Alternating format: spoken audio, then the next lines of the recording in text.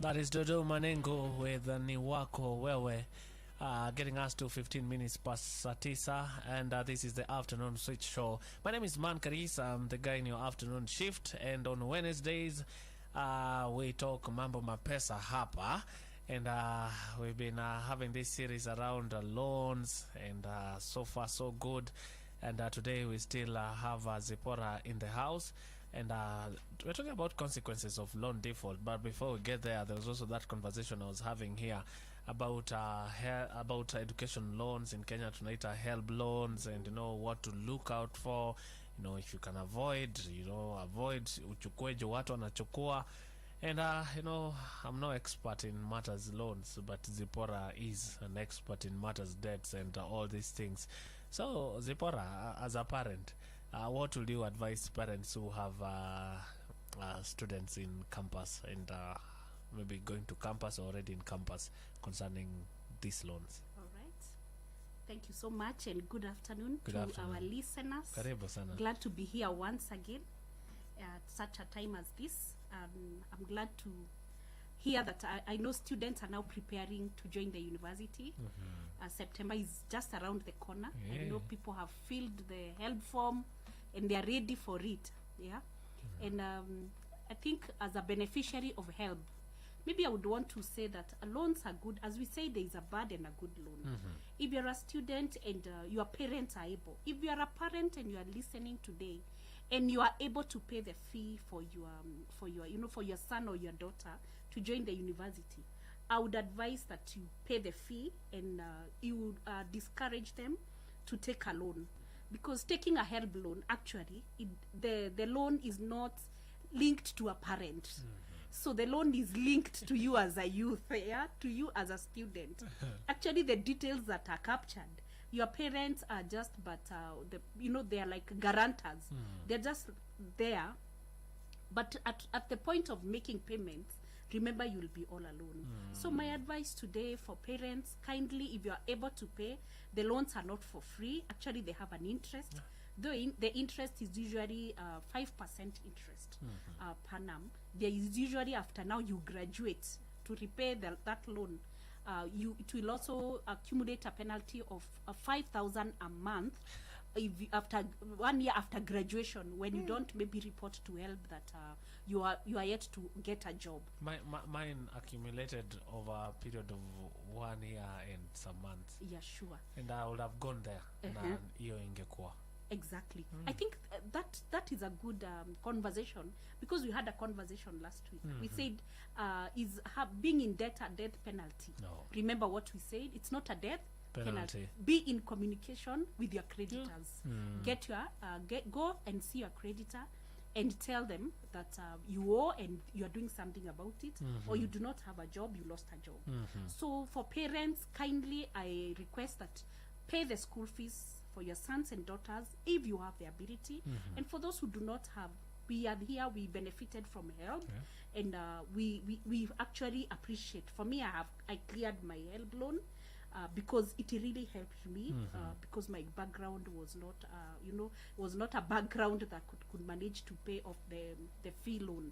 So as you also join the university, if you don't hide and apply for the loan, then you enjoy the loan in the absence of your parents.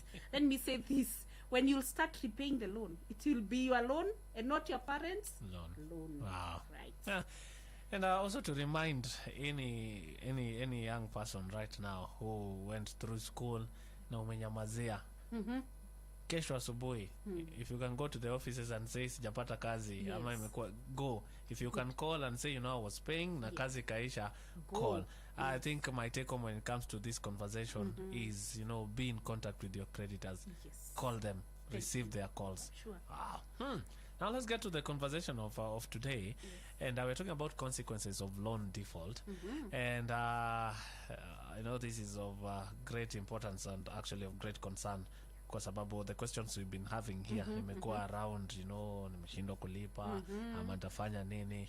Yeah, so, and also it's knowledge for the young people. What are some of the consequences of loan default? Where are we starting from? All right. I think I'm sure we have the youth who have joined us from their schools. They are now on school holiday. I think you can check in the social pages Yeah. and listen what we have been learning for the last two Tuesdays, so that you can have a recap, because we started by defining the debt, what a debt was. Last week we talked about there were the effects of debt Yeah. in a person, and today we are actually now talking about the consequences of Loan default. So what happens to me? So I think to start us off, as usual, Karis, Psalms 37:21. Sindio? Yes. Tunasema the wicked borrow and do not repay, but the righteous give generously. We said that, The wicked borrow and do not and do repay, not repay. but the righteous Give Generously. generously. Then Romans 13:7-8, we see here Paul was telling the Romans that give to everyone what you owe them. If you owe taxes, pay taxes. If revenue, then revenue. If respect, then respect. If honor, then honor. Let no debt remain outstanding except the continuing debt to love one another. For whoever loves others has fulfilled the law. Right? Good. So consequences of of defaulting. What will come after me? I know there are many people. There are few people who are so used to debt and defaulting that they don't feel a thing. Even they pick and they know very well, I'm not going to pay the loan. But for those who have that we call it conscious, they will definitely, it will haunt them. It keeps on haunting them. So it will never go away. I think I'll look at it into two categories, in general and then personally. What happens to you when you default and when you're not paying the loans? I think number one, default always has a legal implication. When you've not paid, of course, because borrowing is a contractual agreement or arrangement. So there is the legal implication. So the lender, who is the creditor here, can actually maybe take a legal case against you. Of course, maybe you'll say that our legal system, you'll have a leeway, itachukua muda mrefu, so it will be to the detriment of the creditor. But also going to court because you've been sued. And right now we are talking about the small claim courts, maybe for debts that are less than $1 million. So we also see that you are also likely even to lose your assets. So the legal implications would be that you lose your what we call the physical assets, which you had maybe given as collateral. Maybe you had given your car logbook, maybe a title deed. You are likely to lose those assets, maybe that are so dear to you. So, and the court lawsuits, also the judgment may come, maybe if the judgment is against you as a defaulter, definitely you'll be required to pay all the legal fees. The judge will also decide that now, apart from that, there is the interest that will have that will be loaded onto the loan that you had. Wow. So those are some of the legal implications. They are one of the consequences of you defaulting in repaying a loan, right? I'm sure people will ask, but how many have been taken to court? People are taken to court, and it happens. You may not know, but if you visit Milimani Court up here, you will know that people are normally taken to court. Hata ukinunua gazeti Pale nyuma. Yeah, na pages zimeongezeka, by the way. Yes. Yeah, auctions. Yeah. People are being auctioned, homes are being auctioned. Yeah, so that is one of the consequences. The other one is what we call, now we are talking about credit reference bureaus. With the CRB, there is what we are calling the credit score. So your score. So there is maybe for the three bureaus, we usually they have a different way of scoring you, but you'll find a score ranges between 200 to 900. So if you're defaulting and you're a good defaulter, let me use that word, you'll find that your score tends towards the 200. And if you're a good payer, the score goes towards 900. So with time, when you want to borrow or to get a loan and your score is towards the 200, you are likely also to to obtain a loan with a high interest. But if your rating or your score is towards 900, you might find, because we've gotten to where we are talking about risk-based lending. The risk-based lending is whereby they are also looking at your risk category. The 200 or 400, 300, the risk is perceived to be very high. So even when you are going to borrow, you are likely to also to attract a loan that has high interest because you are a high risk customer. I did not Hapo know that. Karisi umesikia? Hapo umenichanua. Ndio hapo naambia watu kuna certified credit professional waende wasome, si ndio? Wajue credit professional. A question tu hapo Yeah, hivyo sure. because young people wengi wako Yes. kwa hizi za simu. Yes. Pia hizo defaulting kwa simu na nini unaenda pia kwa hizo the same judgment or the score is the same. Exactly, the score will be the same. That is why unasikianga watu wanasema mbona mimi ninakopa mkopo na sipewi, mbona nikiitisha kwa simu sipatiwi. You know, it is so seamlessly when you ask for a loan through your mobile phone, they automatically check your status with the CRB and then now decide to that is why they usually write you an SMS, your loan is being processed, wait you know, for a few minutes or seconds. So if you are known for defaulting, if you are known for ndogo defaulting, ndogo, you will not receive. when you finally need the money, maybe even for a bigger project or something, You will be told to go and sort out the small issues. Yes. hiyo umenichanua. Nimekuchanua. Sana. Bas, hiyo ndio tunaita credit score damage. So I'm sure now, and I think we had you know, during the political period, people talking that we want to be removed from the CRB, we want to be moved from there because they've been listed maybe for 1,000, for 500 and all that. But eventually lenders are still listing you. So take care of your credit score. I think in the Western world, we find a score, people really work hard to maintain a good score because people there survive on credit cards, on loans, on mortgages. So if your score is bad, then how will you survive in such countries where everyone is, you know, is sustained by debts? So a credit score with time, even here, will also become problematic if you don't pay your debts. Right. Umeshika kitu? Niwe hiyo umenichanua si uongo. Right. Yeah. So defaulting of course damages your credit score. So tumesema ukiona score yako iko 400 na kwenda na huko chini 200, jua you are likely either not to get a loan, na ndio walikuwa akilia sana, you know, wakisema tunanyimwa mikopo. They are not telling you that because they defaulted, they are not getting the loans. So kuna every time you borrow, there is a mark that is left in the credit reference bureau. So there is a mark that you borrowed this place and this place. So we are actually, when you look at your credit report, and actually let me Tuchanue. a credit report, you get it is for free. Actually, you only I mean, the credit reference bureau, you have a right as a consumer to access your credit report annually free of charge. So you can check through the website, Google. You can search the CRBs in Kenya. Then they have a procedure on how you can obtain your credit report. So you're able to see. So because you can also find, like for parents who may be listening with their youths, you have a SIM card which you have. Maybe you bought a SIM card in your name on behalf of your son or your daughter, and they also went and took a loan and all this. Those are also scenarios that are affecting most parents when they want a loan for maybe for education or for other matters. Then they are told you are listed with the CRB, and they're like, I've never borrowed and Na ni defaulted. kijana huko Lakini anatumia kumbe line. jamaa alichukua hizo mobile loan forms akajisort, akatupa hiyo line. Sasa amepata ID, anatupa hiyo line ya mzazi. I know I had a case of that nature, and I know that person may be listening. So kijana alikopa na line yenye iko registered na information ya mzazi. Alafu akadefault akatupa SIM card. Akanunua yake. Na akatumia ID yake. Akakuwa msafi. Amekuwa msafi. Sasa mzazi anaenda kuchukua mkopo kama saizi tupeleke university. Anaambiwa na bank, manze hebu enda ukasort issues na CRB, sisi hatupatii mkopo. Kwa hivyo anarika, as I'm speaking to you today, please don't use those SIM cards to get loans, to borrow with your parents' IDs, because they are registered and they reflect in the credit And reference. it is so serious that there is also somebody in court right now. Yes. Because alipoteza ID.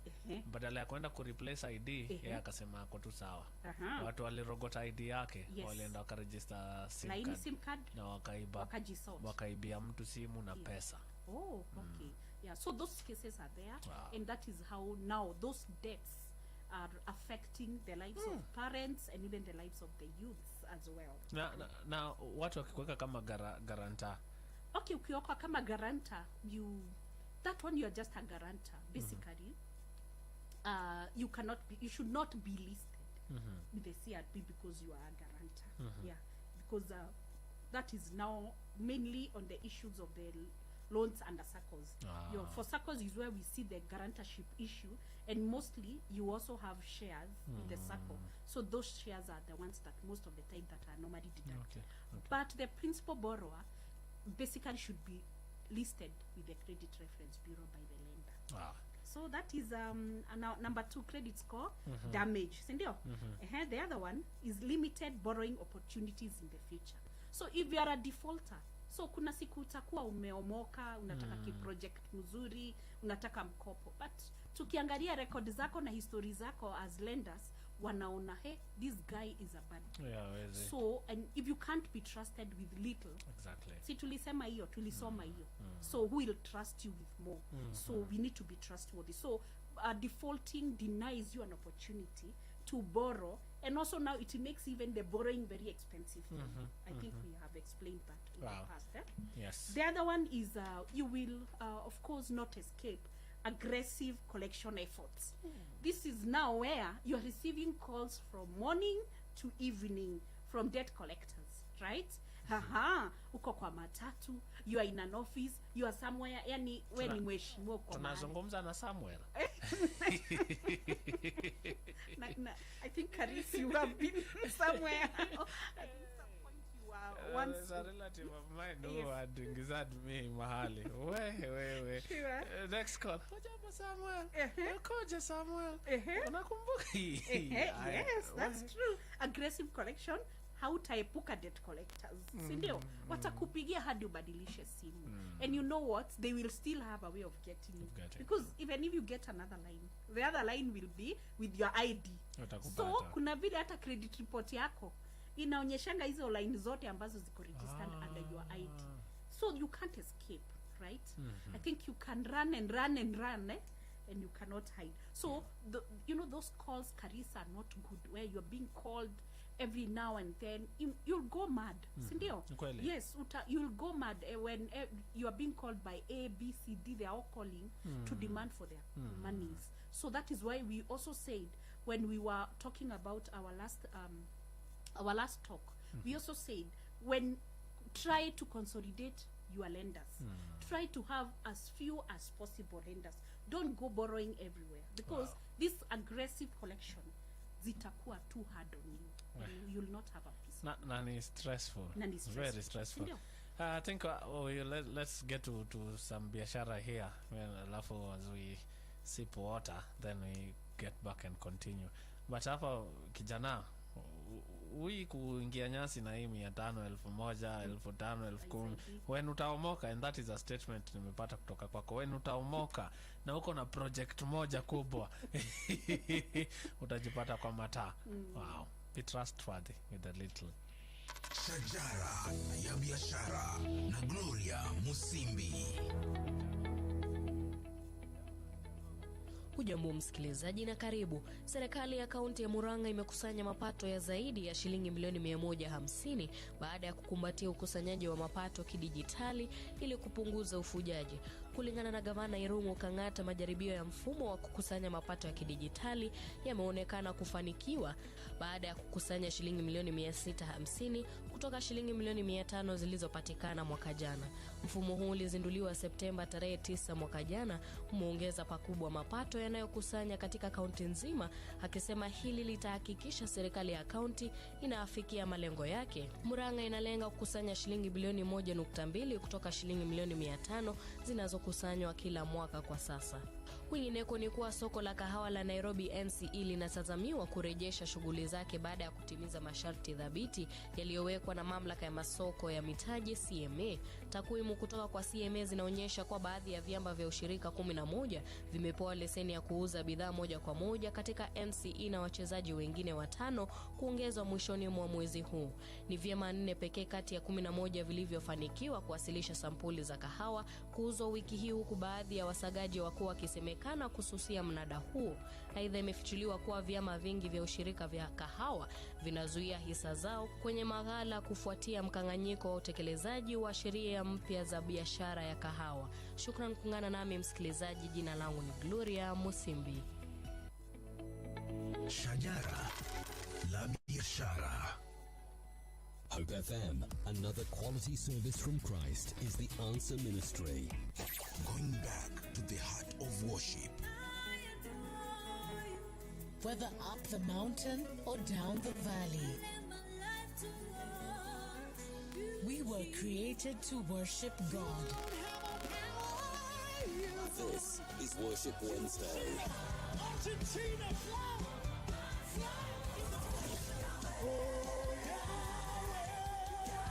we take it a notch higher with more worship music. Every Wednesday is Worship Wednesday. Only on Hope FM. Listen and live. Yesu ndiye njia. Nyinyi kama Wakristo mnaelewaje hili haya? Na sisi kama Waislamu tutaaminiaje Biblia kama kitabu cha Mungu kama inapingana hivi? Now on your favorite podcast platform, or better yet, visit www.hopemediakenya.org and listen to interesting teachings you missed on Yesu ndiye njia. From Yesu mwana wa Mungu, kufunga, malaika, Mungu wa kweli, ibada, neno la Mungu and much more. Mfano ni somo la nabii mfano wa Musa. Wako tayari kutoa mtume Muhammad kwenye Biblia, huku anasema hiyo Biblia ikachafuliwa. Sasa mtume ako kwa maandishi machafu. Yesu ndiye njia. Fridays from 8 p.m. Listen and live. Mbona unavaa suti Sunday? Gadhe, hausikii nenda church. Kwani unakuwaga pasta side hustle nini? Zimse, niliamua kurudia Mungu juu. Kase, hizo ndio za wapi sasa? Hakunanga haja ya kupenda Mungu chini ya maji. Lazima tuweke wazi wazi. So unaenda peke yako nini? Wapi mama? Mama alishatangulia. Yeye wa kwaya. Inaanza saa ngapi niende nioge nikuje? Wewe tuende bana. Tuende huko sawa. Next time tutakafunga luku tuende pamoja kama tunafanana. Haya buda. Usikie nilingenga church mara mwisho nikiwa Sunday school mazi. There's always a fresh start. Twende church. To get Twende Church as your Skiza tune, SMS the code SKIZA 8830001 to the number 811. Hope Skiza. Stay inspired. Switch Mapesa. This is Switch Mapesa on Afternoon Switch. Listen and live.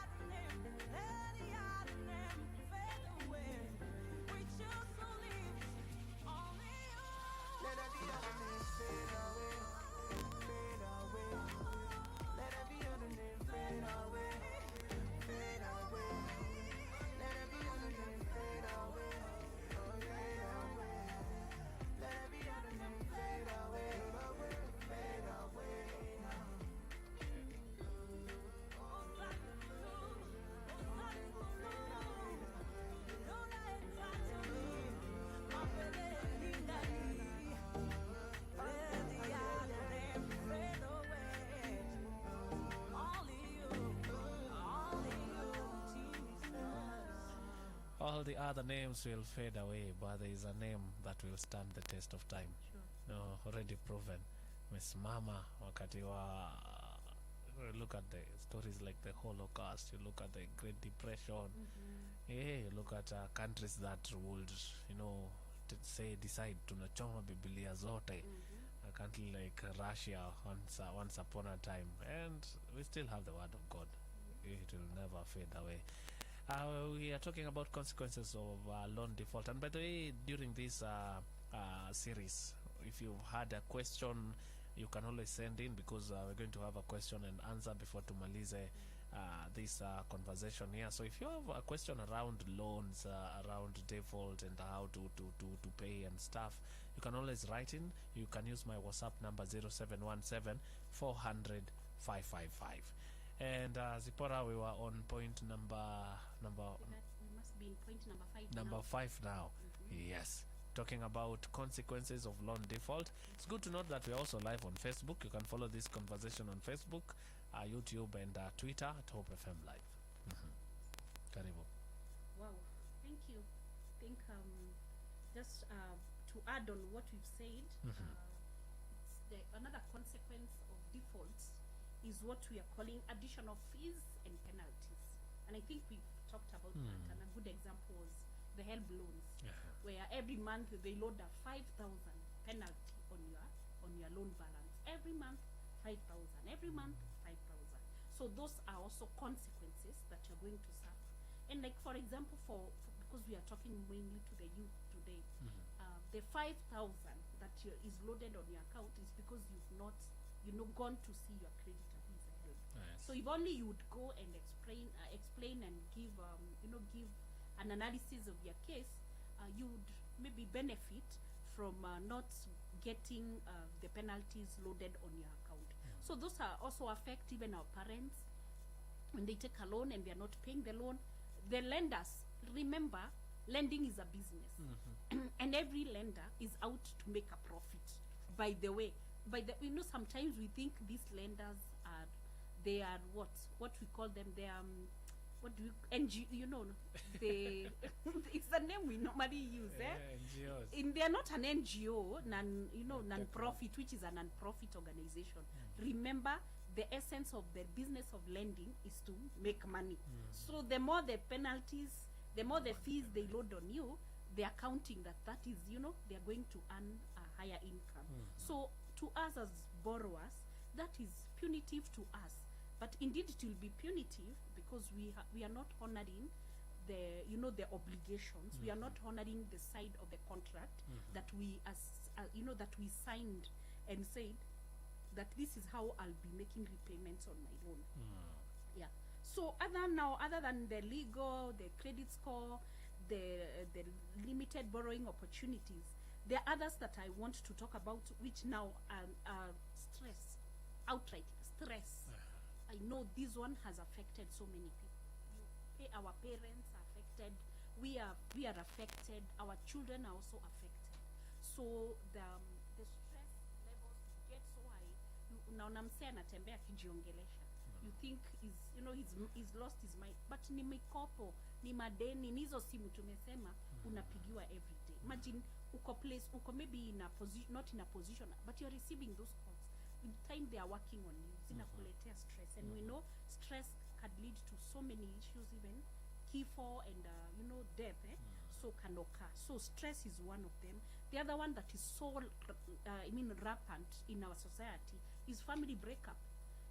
Yes, family breakup. As a youth, as a young person, you find you've taken a loan, you have not disclosed to your partner. Then these guys, Shylockers, they come and they start picking your items, your furnitures and your household items. Then the person who has purchased them is here and is wondering, what is this? Why did you take her? Why did you tell me? What was the loan for? Why didn't you disclose to me? Young marriages. Exactly, that is why I'm talking about this. So unapata, if you are a young person, you are in a marriage and you are young, it is good to disclose. Don't take loans without telling your partner, because one day, especially, you will get them from Shylockers. They will come and they will lead to a breakup into your marriage. So we see that also is a consequence of defaulting on loans. The other one is sickness. Guys, mtu is stress inaleta sickness. You utajipata you are now in hospital, you are sick, diabetes zinakuja, blood pressure ndio hiyo imekuingia because of these follow-ups, phone calls. Wetu Mungu atusaidie na wasaidie. Yes. Blood pressure na walima sana. Exactly. Ni deni tu. By the way ukimuuliza anakuambia tu mimi ni madeni inanisumbua. So utapata mtu mnalipa bill, mnafanya harambee ya bill, kumbe kenye kinamuumiza ni mikopo na hata disclose kwamba it is because they have defaulted. Why is it so hard for parents to disclose? Yeah, I think wakiwa na deni mahali. It's good to disclose because we said debts are not a death penalty. Yeah, usikae unyamaze, seek help. That is what we are saying. Yes, seek help. And when you seek help, you'll be assisted. Maybe even someone can talk to the creditors on your behalf.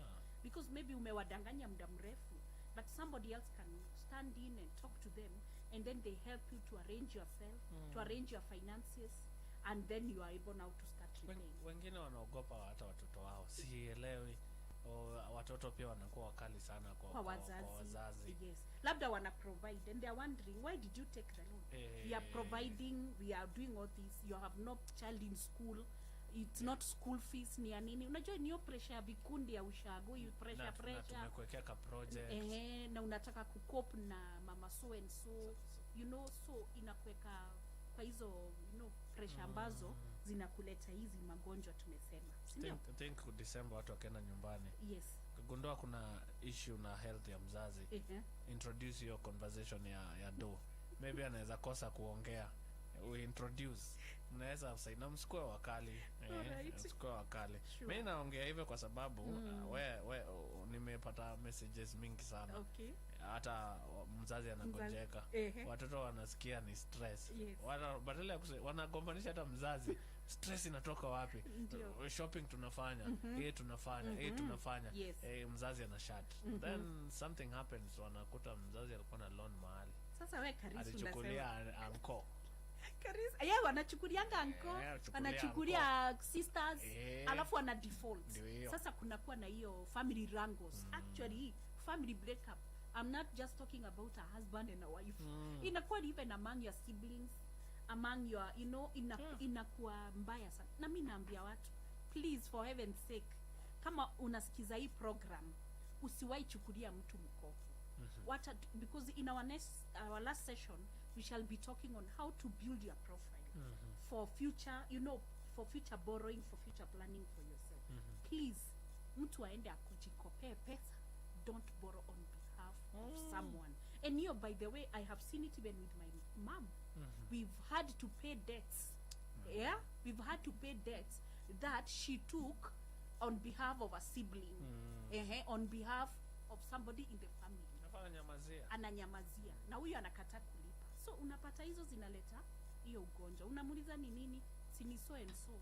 Atuongei kwa nini? Nilimchukulia pesa kwa chama fulani na amekosa kulipa. So please, wanarika, usichukue pesa on behalf of someone. They will mess you and mess you big time, right? Wow. Then the other one, I think even when I'm talking about this, I think one day I experienced that aspect of paying a debt after. Okay, sometimes it's good to share our own life experiences. When my dad passed away, then after the committee, we sat now to kuvunja ile committee ya matanga na nini. Then pale tunaulizana, kuna mtu mzee alikuwa na deni yake kabla tufunge hiyo kikao to balance my sub. Manze mtu anasema alikuwa amechukua sijui hii na hii na hii kwangu, deni iko kiwango hii. And you are thinking, God, ikaenda wapi? You know, please let's not be like them. Tunaanza kulipa madeni yenye sio yetu na hata hatukuparticipate. Ndio? Na labda alichukulia mtu, you never know, ndio? Yes, the other one is of course tunaongea juu loss of freedom. Oh my goodness, Karisi. Unaambia mtoi wakigonga we fungua, chungulia tu fungue. Uambie siko, naye mtoi anasema mami amesema niseme hayuko, amejificha chini ya kitanda. So it actually what we read the other time is that we actually said, I think it was it was in Proverbs 22. The rich rule over the poor, and the borrower is slave to the lender. So you become, you are enslaved because hauna hiyo freedom yako. Hata ukimwona na kujia hii laini, hii road, unaenda hii ingine. Hata ukinunua nguo mzuri unaambiwa, unamwona vile anavaa vizuri hapa na amekataa na deni yangu. So your freedom is curtailed. You are so much exposed even to outside forces. And hiyo pia ni inaleta hiyo shida ya people are talking about you in the estate, vile haulipangi hata kwa ofisi. Yeah, I know some people in offices, they take 1k 2k 5 and they never pay back. So unapata hiyo pia inanyima watu freedom, na hiyo you are denied the freedom of association because of not hata watu wa kuchukulia serious. Exactly. Na kwa yes man. Yes, that is true. The other one, I think number 10 is related, I think, to number 9. We have what we call stigma. And this is the same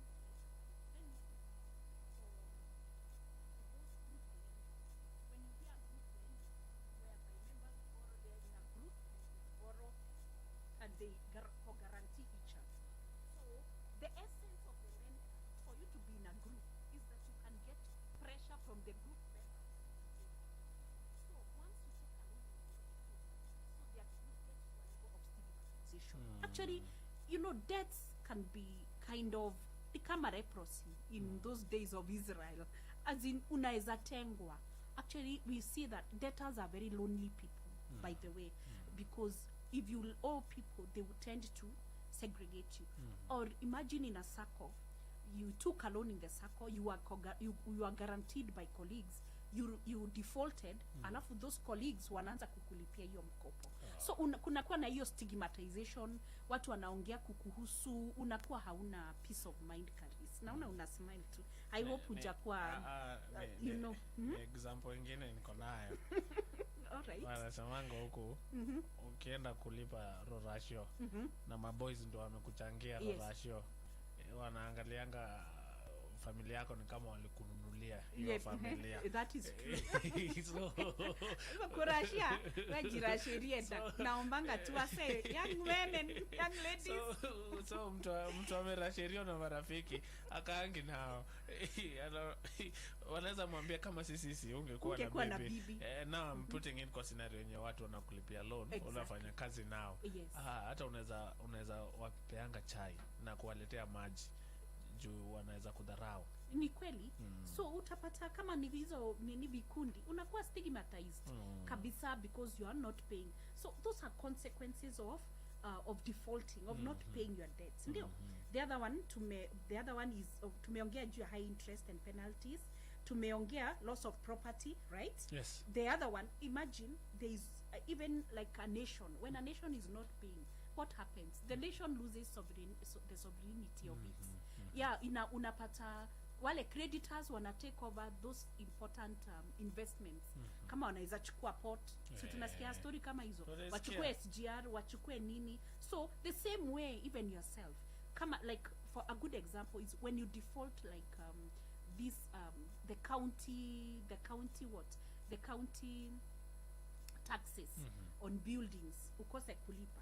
Actually the county takes over your property, wanaanza kuokota rent, wanajilipa pesa yao until when the debt will be fully paid.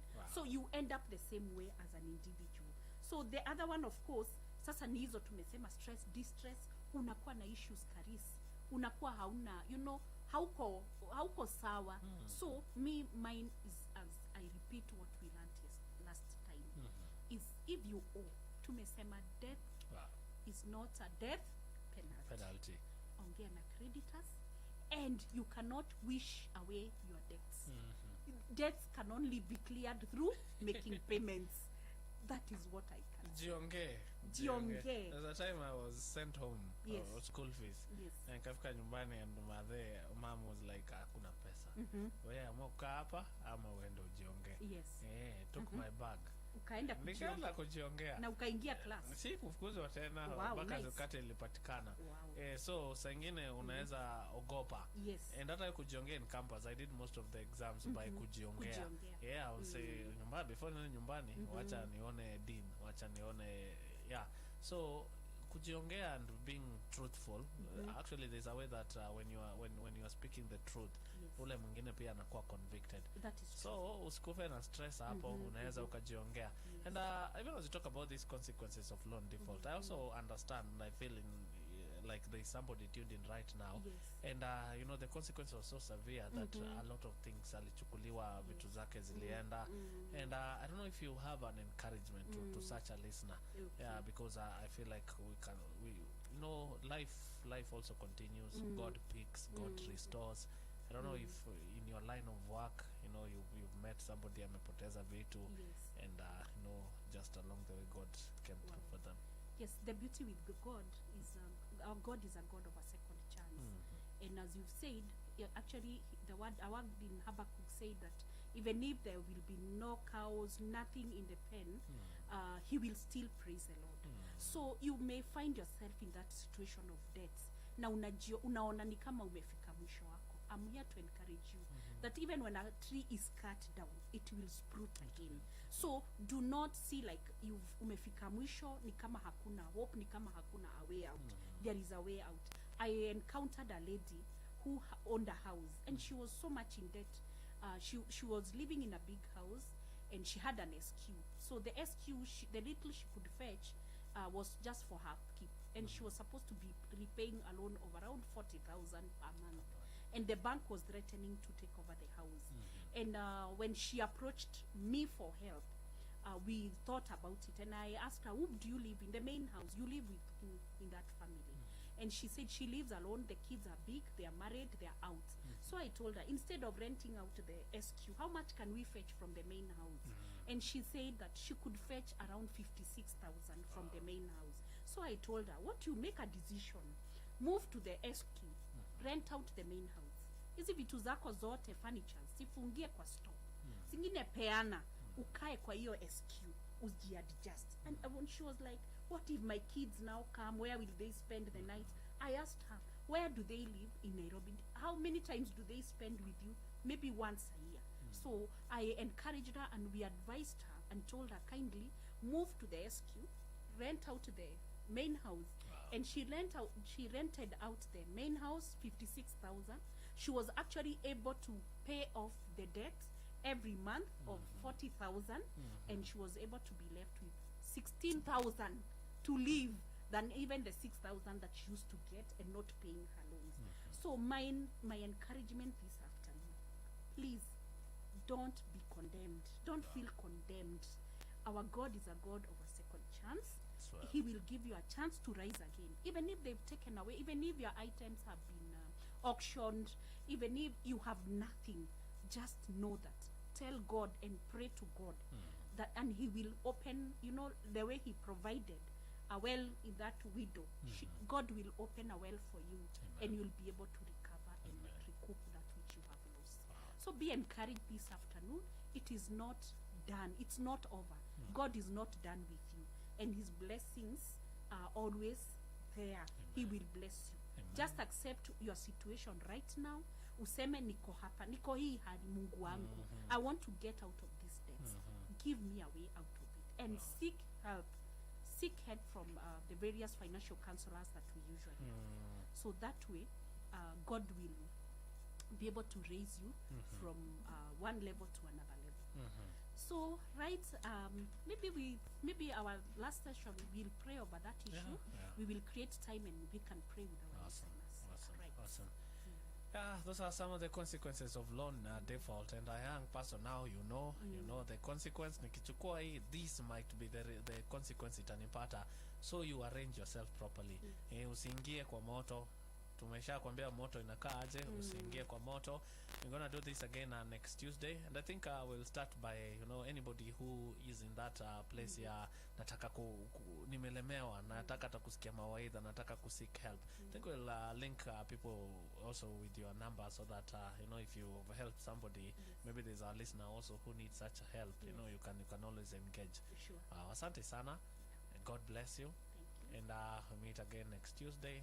We do not take this for granted. Na leo umenichanua. Nikuchanua. Yeah, umenichanua sana. All right. Sawa, Thank you so much. My number remains the